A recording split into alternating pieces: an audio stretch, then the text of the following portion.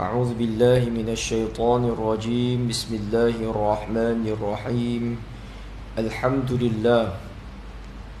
لله الذي أنعمنا بنعمة الإيمان والإسلام أشهد أن لا إله إلا الله وحده لا شريك له وأشهد أن سيدنا وحبيبنا محمدا عبده ورسوله اللهم صل وسلم وبارك على سيدنا محمد وعلى آله وأصحابه ومن تبعهم بإحسان إلى يوم الدين أما بعد.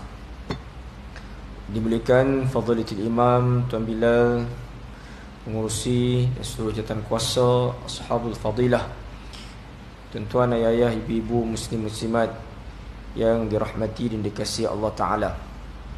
Pertama sekali kita panjatkan sesyukur kehadrat Allah Subhanahu wa Ta'ala.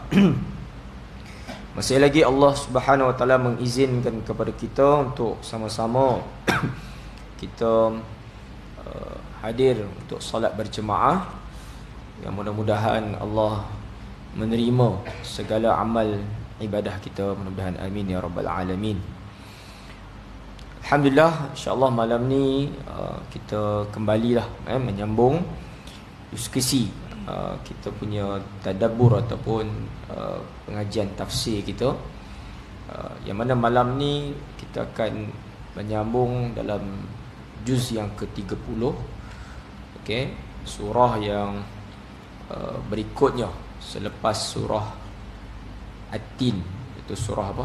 Al-Alaq. Ni yang saya tengok ni lah, surah Al-Alaq.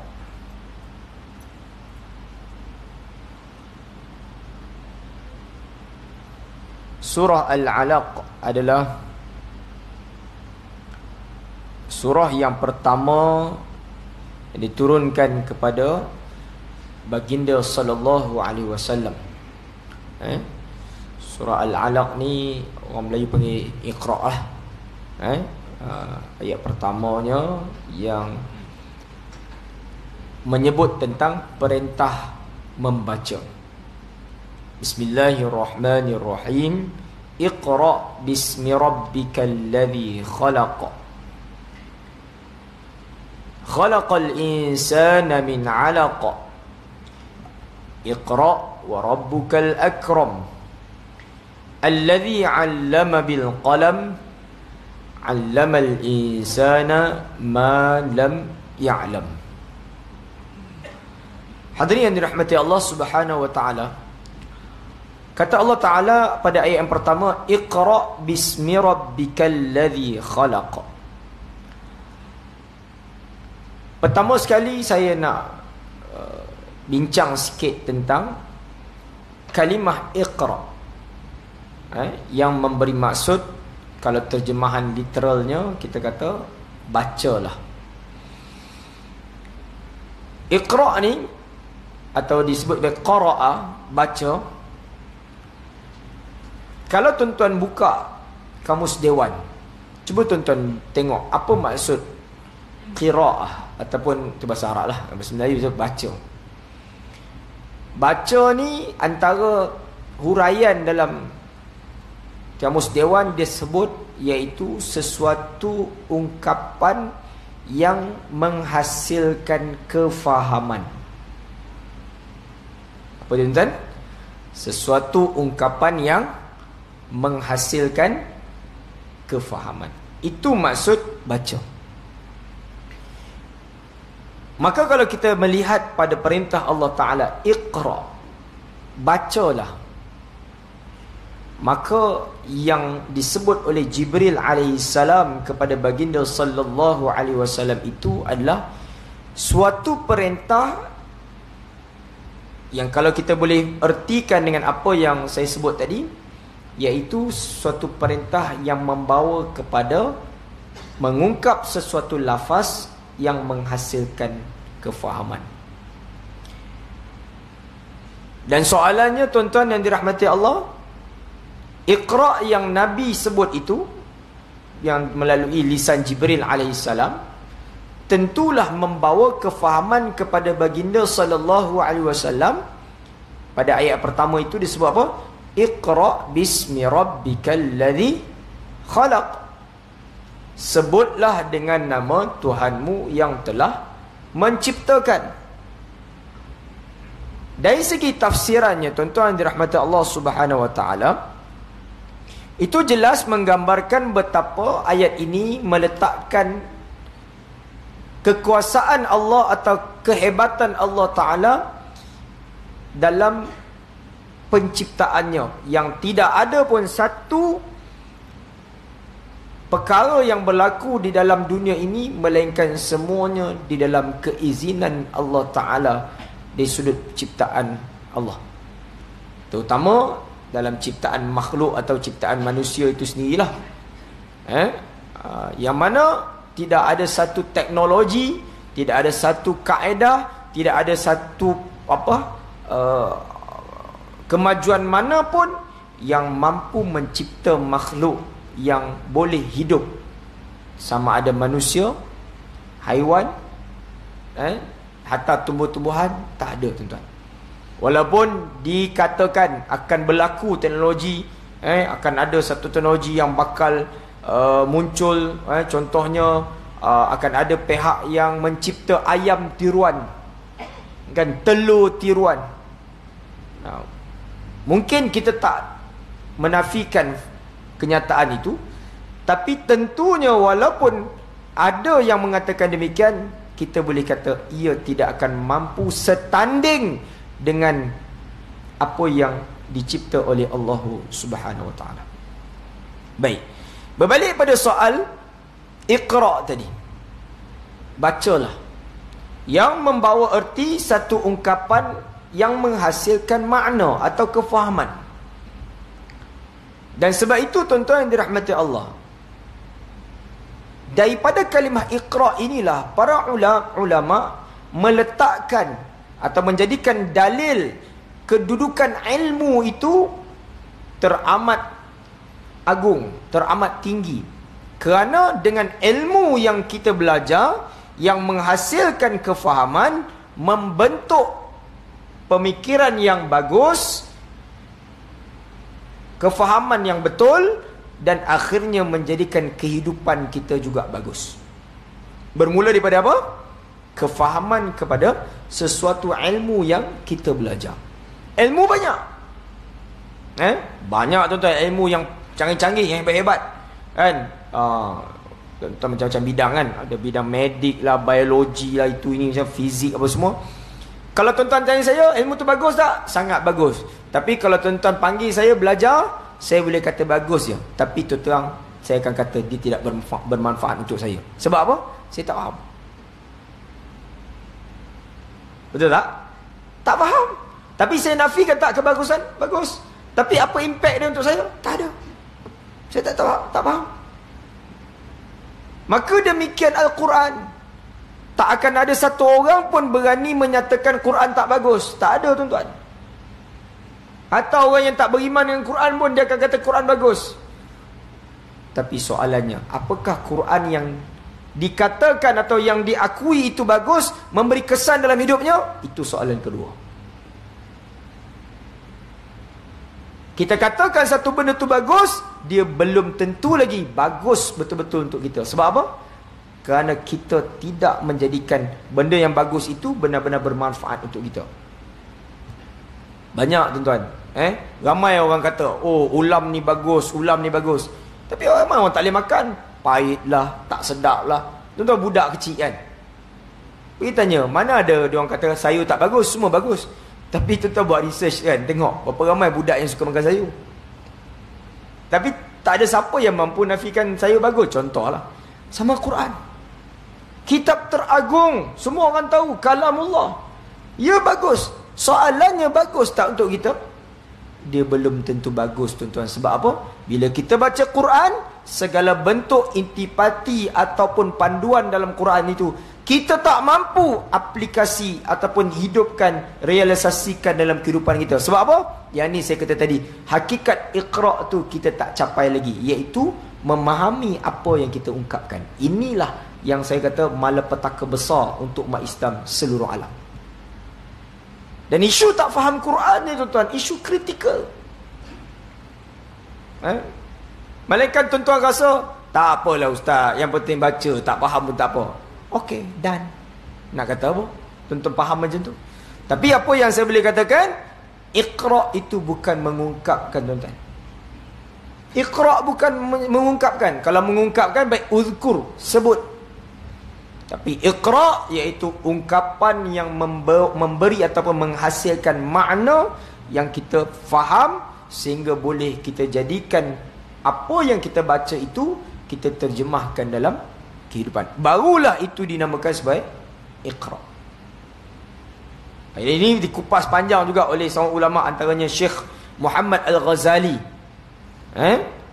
Menyebut demikian juga. Hakikatnya Iqra' itu sesuatu bacaan yang menghasilkan kefahaman. Dan tak ada satu benda yang boleh kita katakan kemunasabahan di dunia ni, yang mana kalau kita belajar satu benda, kita baca ke, kita dengar, kita sekadar nak dengar, tak faham pun tak apa. Tak ada tuan-tuan. Siapa saja-saja nak pergi dengar conversation bahasa Tamil, dengar kan kat kaset ke, kat MP3 ke, dengar. Tengok cerita Tamil, itu ramai. Sebab suka tengok yang terbang-terbang tu. Tumbuk je 7 meter pergi kan. Itu ramai, saya pun suka tengok. Kan, sebab tengok. Tapi kalau dengar dia punya dialog, orang bukan Melayu atau Tamil atau bahasa apa pun lah, yang kita tak faham, takkan kita sia-siakan masa kita. Maka Al-Quran ini, alhamdulillah lah, kerana mendengarnya itu mendapat pahala. Tetapi dari segi nilai dalam kehidupan itu tidak kita minimumkan, tidak kita maksimumkan. Tidak kita memuncakkan hakikat kebaikan Al-Quran itu. Kerana Al-Quran itu, seperti yang kita sebut, membacanya itu sepatutnya menghasilkan kefahaman. Dan inilah perkara yang saya kata betapa penting untuk kita sedar, tuan-tuan.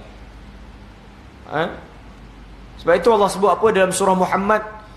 Afala yatadabbaruna al-Qur'ana am ala qulubin aqfaluha.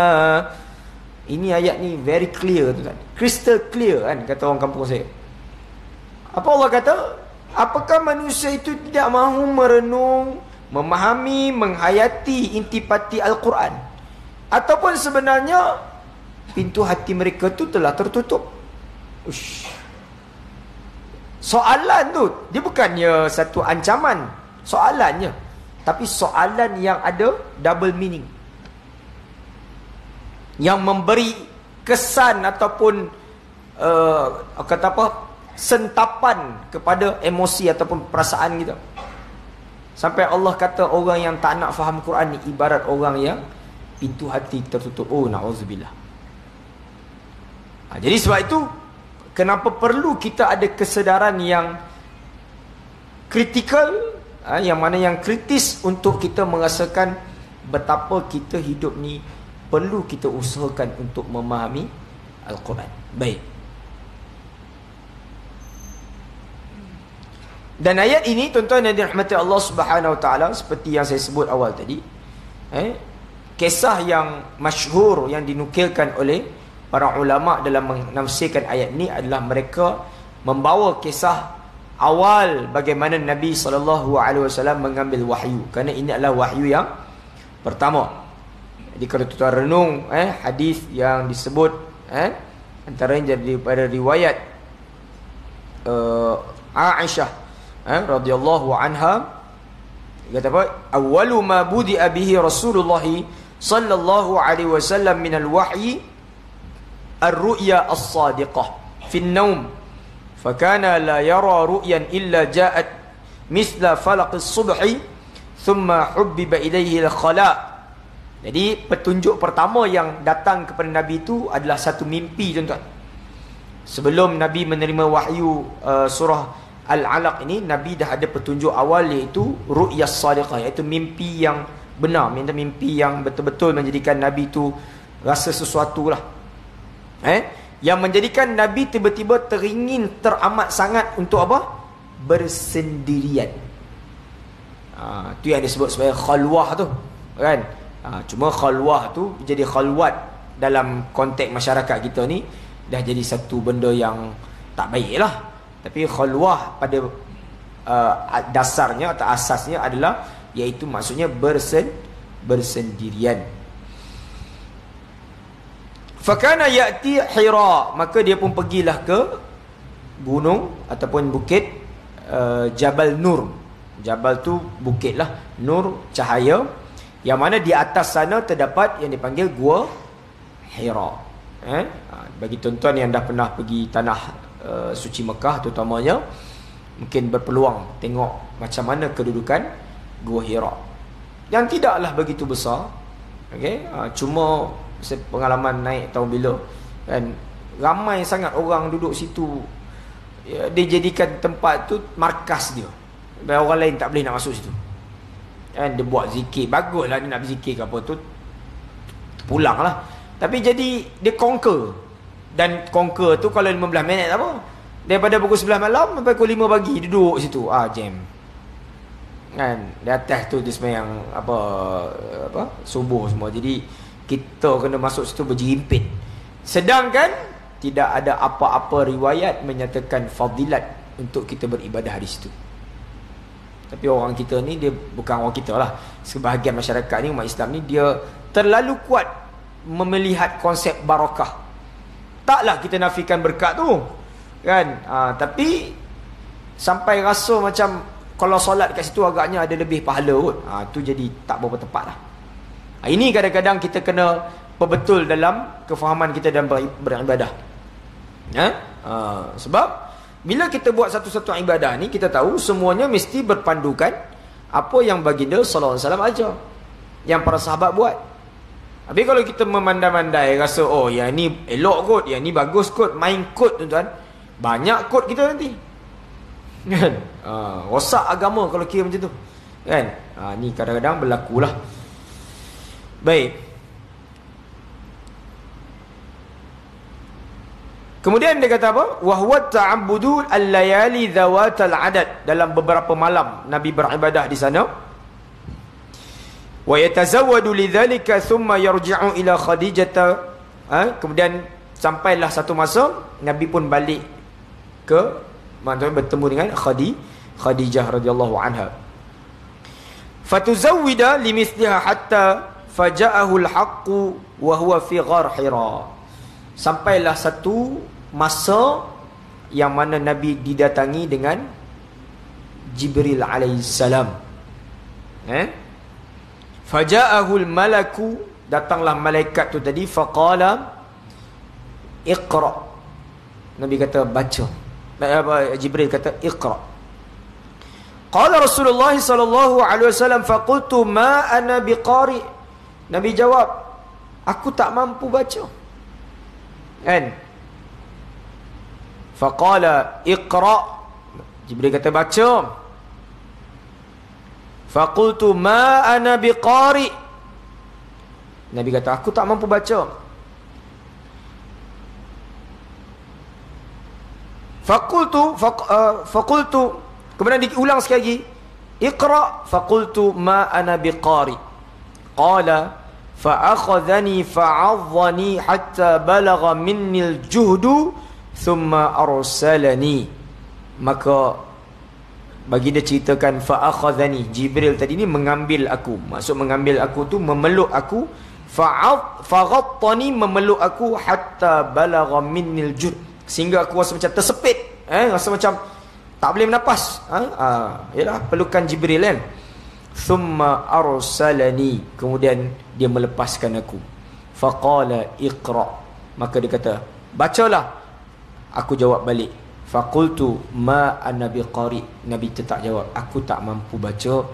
Faghattani tsaniyah, dia peluk kali kedua, hatta balagha minnil judu, sehingga berlaku sekali lagi keadaan aku yang kata apa, terikat ataupun kata apa, di peluk kuat.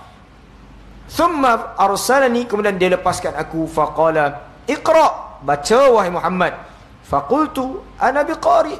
Sampai kali ketiga, tuan-tuan, dia kata apa? hatta balagha minil juhdu thumma arsalani faqala iqra bismi rabbikal ladzi khalaq. Maknanya Nabi dipeluk begitu kuat oleh Jibril ni sebanyak berapa kali? 3 kali.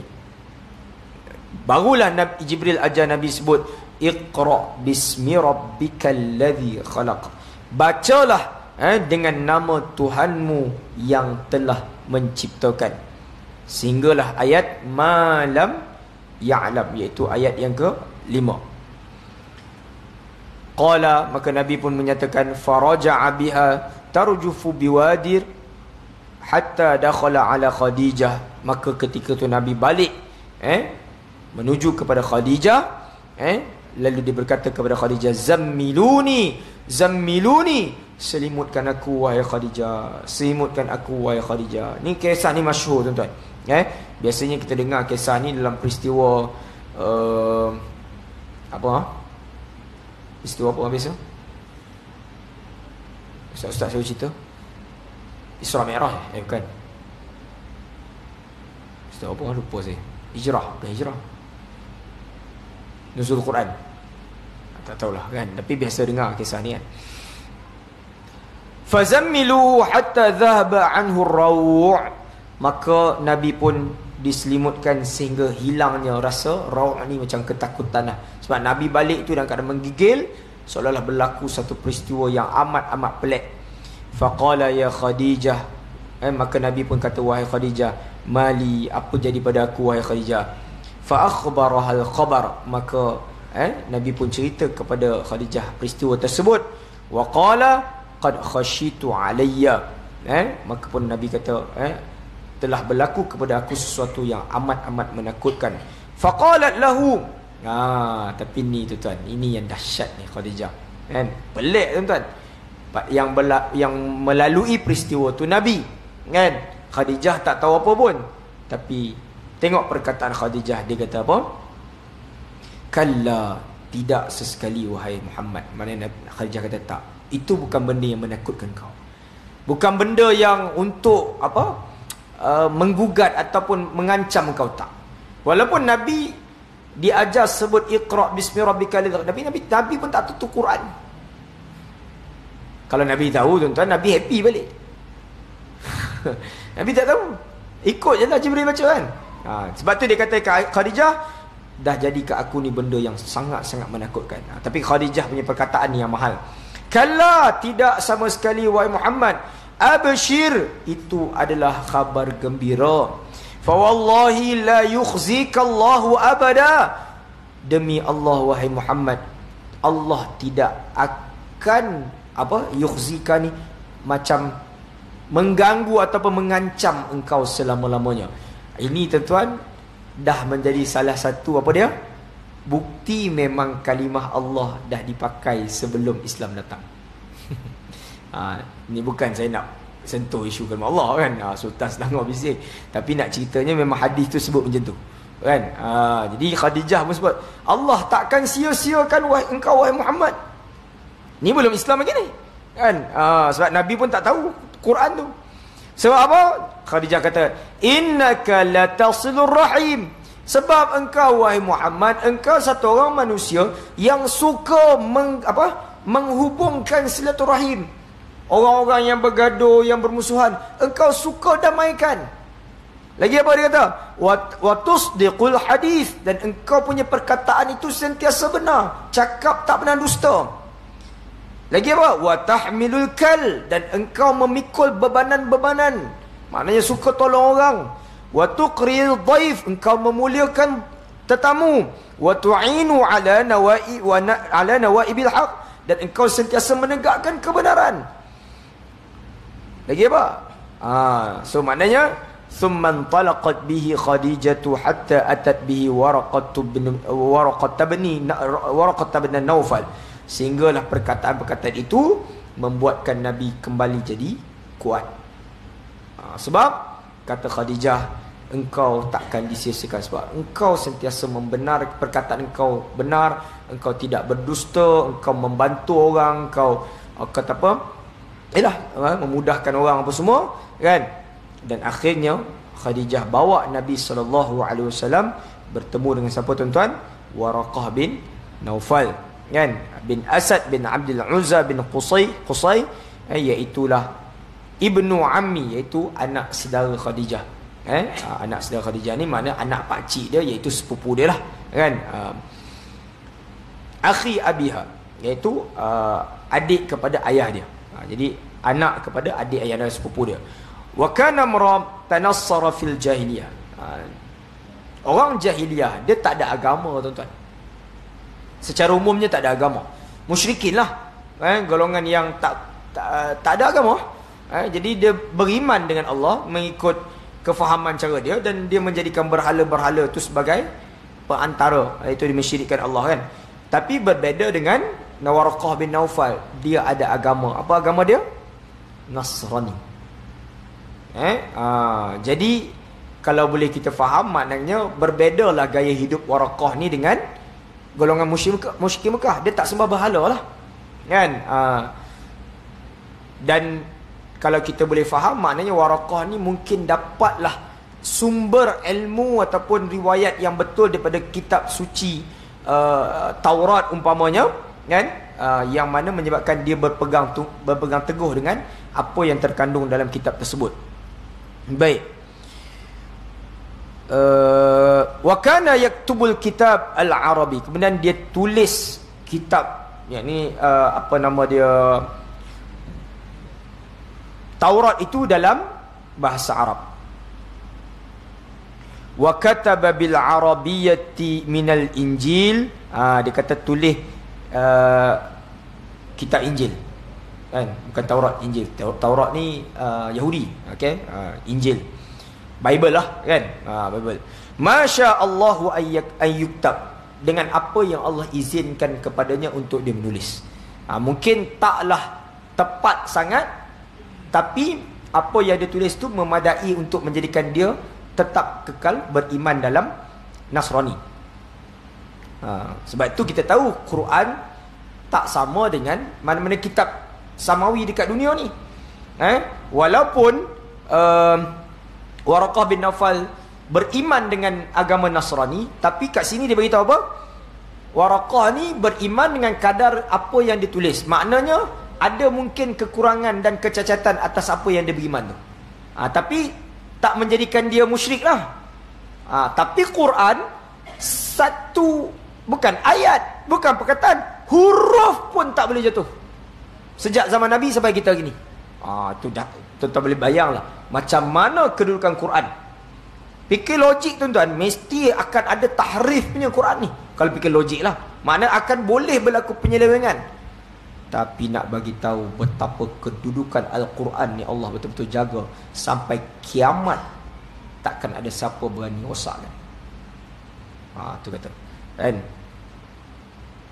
Sebab tu, tuan-tuan, kajian kepada Quran ni, setakat yang saya kongsi dengan tuan-tuan ni, ini tak tahulah berapa persen, 0.0000% daripada Quran.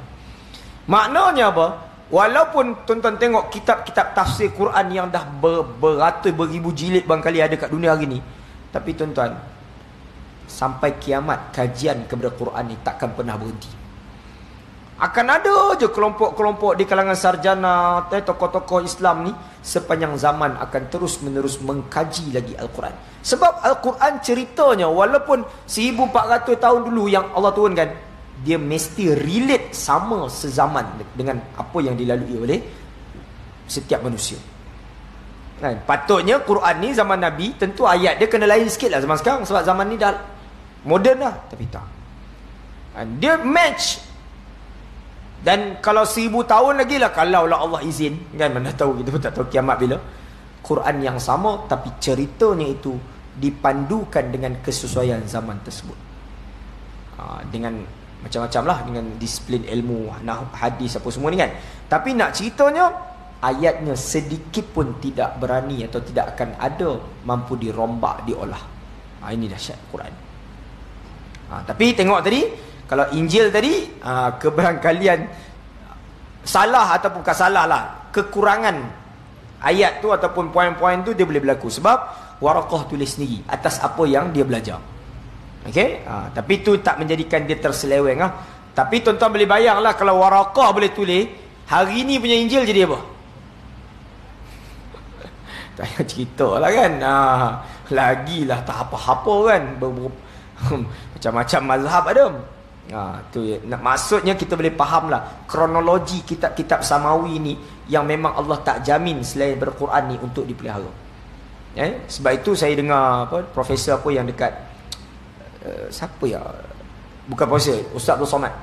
Bila mana ada soalan yang ditanyakan kepada beliau tentang dalam Islam ni nabi ni ada ramai, rasul pun yang kita imani tu ada 25 orang yang kita beriman tu, Adam, Idris apa semua tu kan. Tapi hakikatnya rasul ada ramai, beratus-ratus. Jadi dinakalkan daripada sebahagian ulama menyatakan tidak mustahil agama yang wujud di atas muka bumi ni selain daripada Islam dan selain daripada Yahudi, Kristian semua ni, semuanya itu boleh jadi, tuan-tuan, boleh jadi memang datang daripada para nabi.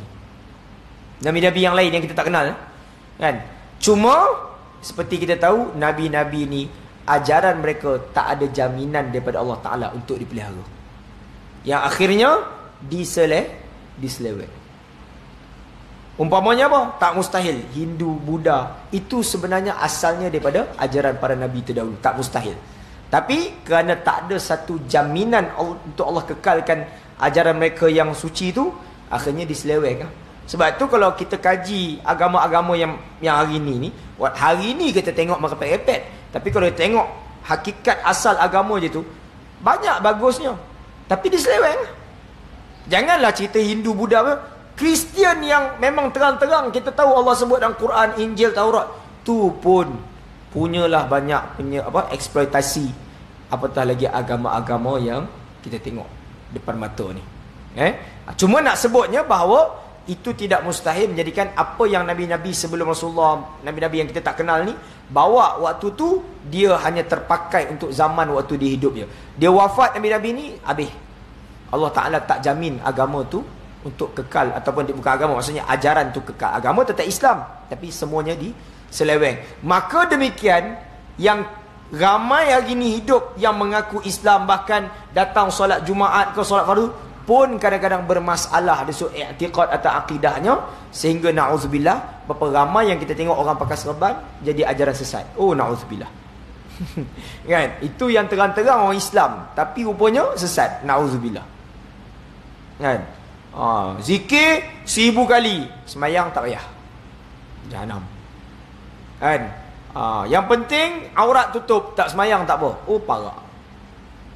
Kan? Ini boleh berlaku dalam kefahaman-kefahaman yang telah menyimpang hari ini, yang kita ialah alhamdulillah lah Allah pelihara kita. Tapi kalau tuan-tuan pergi kaji, dan pergilah tanya ustaz-ustaz kita yang duduk kat Jabatan Agama mana negeri, rekod-rekod ajaran sesat ni tak berhenti, tuan-tuan. Serbu sini, tumbuh tempat lain pula. Serbu ada je. Saya pun kadang-kadang macam ya ke? Tapi betul, memang tak berhenti, kan? Dan macam kita kata tadi, kalau dah golongan yang memang sesat, kufur tadi ni, yang memang dah mengubah agama, itu okey, dah nampak terang-terang. Ni yang masalahnya nampak zahir macam Islam, lebih Islam daripada kita, tapi rupanya i'tiqad, ajaran, syariat, semuanya menyeleweng. Ini kita takut, tuan-tuan. Sebab itu agama ni dia mesti diambil daripada sumber yang sahih. Sumber yang sahih mesti datang daripada orang, ataupun maknanya ulama yang mengajarkan sesuatu ilmu itu dengan panduan yang betul. Sebab tu bahan-bahan rujukan kita, tuan-tuan, mesti diteliti. Kan? Hari ni kita banyak sumber hari ni. Kan? Tapi alhamdulillah lah, kerana kalau di Malaysia ni pada saya senang. Cuma dalam keadaan banyak sumber yang senang, yang mana yang sahih ni pun heran, tu yang saya heran, macam manalah punya ramai juga orang boleh tersimpang dari segi ibadah mereka ataupun i'tiqad mereka daripada cara yang betul, jalan yang benar. Ini sangat menakutkan. Dan antara sebab-sebab yang orang kata faktor lah, yang kita boleh kata punca jadi macam tu, Kerana sebagian orang tuan-tuan, memang dia punya obses nak beragama, tapi kadang-kadang dia nak mencari satu, orang kata, cara yang selari dengan kehendak dia. Ini masalah. Ini yang berlaku. So, pergi masjid dengan kuliah ni biasa bagi dia. Jadi aku nak buat satu pendekatan, aku rasa agama yang paling best ni, aku nak cari satu circle, satu, ialah jemaah ke apa, yang zikirnya lebih banyak, contoh lah. Kan? Dia punya suasana. Tapi dia terpedaya tuan-tuan. Antaranya kalau kita kata tadi, contohnya zikir banyak tapi tak solat. Oh, jangan. Dan ini semua memang adalah wujud. Di keliling kita ni memang berlaku tuan-tuan. Saya dulu waktu masa mula saya masuk PU dulu, kan, kita orang ada recording dekat Astro, nak rakam apa, satu tazkirah pendek lebih kurang dalam 2-3 minit, nak disiarkan dekat radio Sinar. Ada satu hamba Allah tu, saya sebut nama tuan-tuan tahulah, tapi tak perlu saya sebut lah. Dia tahulah kami ni ustaz-ustaz, kan, maknanya latar belakang agama lah kan. Bila dia, yalah, tapi kita biasa je lah, tak adalah kata hebat ke apa kan. Dia sampai kat kita, dia kata, oh ustaz, saya ni memang, dia kata, expect ustaz-ustaz ni, tapi saya nak share satu ilmu. Itu pun okey lah kan, nak dengar juga lah. Ustaz tahu tak maksud Adam tu apa? Pula dah tanya maksud Adam tu. Apa maksud Adam? Adam maksud Adam. Mampu, mana ada maksud, itu bahasa apa tu kan. Bahasa Arab memang tak ada lah. Bahasa nu zaman berpuluh ribu tahun kan, Adam. Kan? So Adam ni kalau dalam bahasa Arab disebut mamnu' minas saraf. Asma' alladhi la yansarif, satu nama yang tak boleh dibariskan. Maknanya nama tu dia tak boleh nak, kalau kita baca ni kaedah dalam bahasa Arab, baris itu Adam tu Adama, dia kena Adama, pergi mana-mana Adama, dia tak boleh jadi Adami, Adamu, Adamin, Adaman. Itu dalam kaedah bahasa Arab dia panggil benda yang tak boleh diubah. Sebab apa? Nama tu tak wujud dalam bahasa Arab. Tapi Quran melakarkanlah nama tu untuk disandarkan kepada Nabi Adam. Tapi ada pula orang tanya, Adam tu maksud apa? Ini dahsyat tu tak saya. Tapi saya dah trigger lah. Ish, kan? Sebab saya adalah pendedahan orang-orang cerita pasal ilmu-ilmu pelik-pelik ni. Dia tak tahu dia kata apa? Adam tu ustaz, maksud je Allah dalam Muhammad. Mampus. Allah dalam Mim Muhammad. Saya kata, ish, ini ilmu apa ni? Tak ni cakap betul-betul kan? Tu saya kata. Saya kalau sebut nama orang tu kenal tuan. Tapi saya nak bagi tahu tuan-tuan, benda-benda ni menyelinap masuk dalam kehidupan masyarakat kita. Saya dah tahu dah ini memang menyeleweng habis kan. Dia mula nak cerita dah dia punya cara fikir dia. Tak adalah saya nak berdebat kat situ kan, tak padan pula jumpa 2 minit nak berdebat. Tapi saya nak bagi tahu tuan-tuan, benda-benda ini yang berlaku. Dan benda ni tak nampak tuan-tuan masalahnya. Kan? Dia tak boleh nak tahu sebab benda tu duduk dalam. Even dalam ritual pun tak nampak beza apa. Siapa nak pergi cek solat seorang-seorang? Kalau dia solat, kalau dia tak solat habis cerita lah. Kan? Tapi sampai tahap macam tu, yang itu tuan-tuan saya nak bagi tahu tuan-tuan, itu melibatkan akidah tuan-tuan. Itu bukan benda kecil. Sampai boleh terjemah Adam Allah dalam Muhammad tu, itu level sesat barat betul tu. Dah lah bukan bahasa Melayu, boleh pula dia terjemah Allah jadi alif tu jadi Adam. Adam tu jadi alif tu jadi Allah. Macam mana? Dal dalam. Kok mana dal dalam bahasa Melayu ni berapa tahun je pun. Nabi Adam tu beribu tahun lah. Tapi tu yang saya kata kan, betapa agama ni bila tuan-tuan perhatilah sebab tu yalah, dikala banyak sumber ilmu hari ni tuan, buka YouTube, buka TikTok, banyak ustaz-ustaz sharing apa macam-macam lah. Tapi di luar sana tuan-tuan, ada gerakan yang tak guna pun pendekatan teknologi tuan, tapi merebak, menyerap masuk tuan-tuan. Sebab tu saya memang yakin benda-benda ni memang segar bugar di luar sana kan. Dia mungkin datang Jumaat dengan kita kan, kenduri tahlil pun dia datang. Tapi tuan-tuan, soal kat sini lain. Jadi sebab tu kita kena antaranya tuan-tuan, bila tuan-tuan antaranya saya boleh bagi tips tuan-tuan, satu je. Tuan-tuan baca pagi-pagi la ilaha illallahu wahdahu la syarikalah lahul mulku wa lahul hamdu yuhyi wa yumit wa huwa ala kulli syai'in qadir. Tuan-tuan baca zikir tu pagi 10, petang 10 dengan syarat tuan-tuan benar-benar faham apa yang tuan-tuan baca. Itu jaminan yang Nabi ajar untuk akidah kita satu hari tu selamat. Tuan-tuan baca zikir tu. Sebab itu siapa yang baca zikir tu, Nabi sebut dalam hadis yang sahih, 100 kali satu hari, yang itu lagi superb ganjaran dia. Sebab apa tuan-tuan? Nak baca zikir tu 100 dekat sejam tuan-tuan. Ya, saya yakin tuan-tuan tak mau buat ya. Bukan tuan-tuan tak mau buat, dengan saya pun tak mau buat.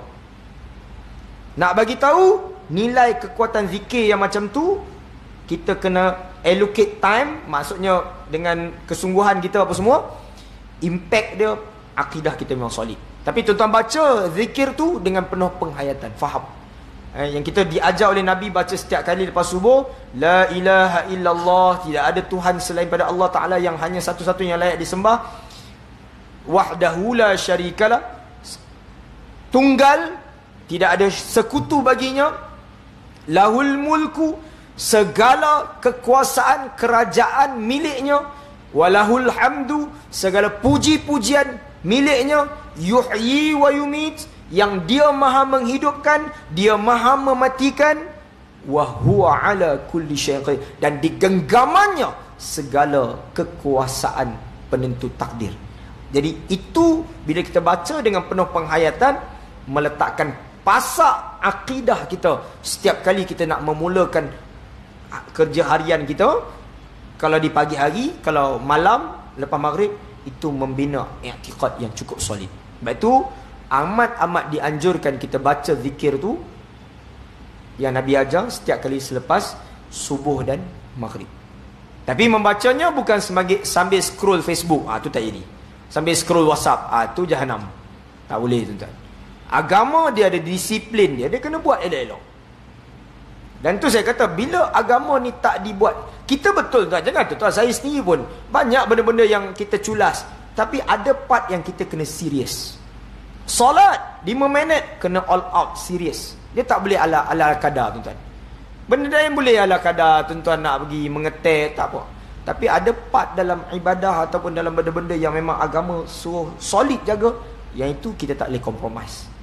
Quran tak boleh compromise tuan. Quran ni sebab tu saya kata wajib faham. Kena faham. Kena faham. Cuma tak apalah sikit-sikit kan, tapi kita kena bina minda faham Quran. Jadi itu penting supaya kita nak akidah kita, i'tiqad kita, amalan seharian kita ni Allah jaga. Yang saya bagi tahu tadi berkaitan dengan, saya nak berbandingan tu kisah Waraqah bin Naufal tu, yang mana zaman tu kesesatan yang dahsyat, tapi sekadar itu Allah menjaga i'tiqad Waraqah bin Naufal. Semata-mata Allah nak menjaga kewujudan Waraqah tu untuk mengiyakan apa yang didukui oleh Nabi SAW sebagai bukti bahawa apa yang Nabi lalui itu adalah telah termaktub dalam kitab Injil, bahawa itu adalah malaikat Jibril alaihissalam, yang mana untuk menjadi pujukan, kata apa, ketenteraman buat jiwa Nabi SAW. Kerana kita tahu awal-awal Nabi menerima wahyu tu, Nabi sendiri pun tak tahu itu wahyu, menyebabkan Nabi jalan tu kata Nabi manusia, dia terganggu emosi, dia takut apa semua. Tapi kerana Khadijah bintu Khuwailid itu isteri Nabi yang cukup luar biasa, Allah anugerahkan kepada baginda untuk menjadikan Nabi satu orang yang kata apa, membawa risalah agama sampai kepada kita hari ini. Masya-Allah, tabarakallah. Jadi tuan-tuan, sekadar itu dulu untuk malam ni. Kita sambung insya-Allah pertemuan akan datang. Jadi saya nak invite tuan-tuan pada 16, 17, 18, seperti yang tuan-tuan tahu, saya ada maklumkan kita ada satu application yang muncul lebih kurang 8 bulan lepas, kaedah mudah faham Quran. Cuma insya-Allah tuan-tuan pada 16, 17, 18 ni kita buat pelancaran rasmi tuan-tuan.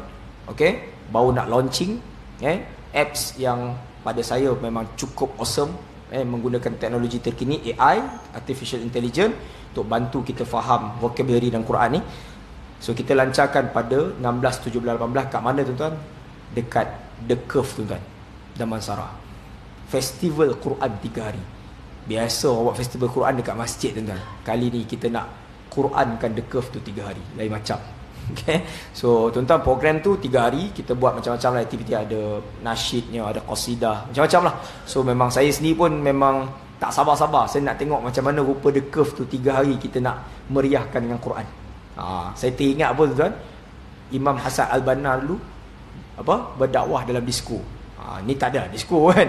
Tapi nak katanya kita buat tempat yang macam tu, tapi kita buat festival Quran. So insyaAllah macam-macam event ada. Setakat ni akan ada dibawa artifak peninggalan Nabi SAW. Itu adalah diambil daripada muzium mana saya tak pasti, tapi tengah diusahakan oleh pihak penganjur ni. So memang kita nak buat event tu, nak jadikan suasana Quran 3 hari dekat sana insyaAllah. So tuan-tuan bawa family, bawa kawan-kawan pergi sana, tengok apa kelebihan sistem tu apa semua. Tapi yang pentingnya program tu untuk kita jadikan satu first step kita, pelancaran rasmi untuk produk ataupun teknologi Think Quran yang dah boleh pakai dah pun sebenarnya kan, tapi belum dilancarkan lagi. So 16, 17, 18 Jumaat, Sabtu, Ahad kita buat dekat The Curve Damansara insyaAllah.